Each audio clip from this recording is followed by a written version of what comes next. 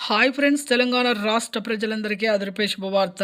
ఇక నుంచైతే మీకు కొన్ని శుభవార్తలైతే వచ్చాయండి. ఇక చాలామంది భారీ వర్షాల కారణంగా వీళ్ళు తుఫాను కారణంగా వల్ల చాలామంది వరద బాధితులకు మరి ఎలాంటి సహాయం చేస్తున్నారో మన ప్రభుత్వం అయితే తెలుసుకునే ముందు లైక్ చేయండి, షేర్ చేయండి, సబ్స్క్రైబ్ చేయండి. పక్కనున్న bell icon all symbol button గంట సింబల్ నొక్కితే నేను వేసే లేటెస్ట్ అప్డేట్స్ వీడియోస్ మీ ముందుకైతే వస్తాయండి. ఇక లేట్ చేయకుండా అయితే వీడియోలోకైతే వెళ్ళిపోదాం.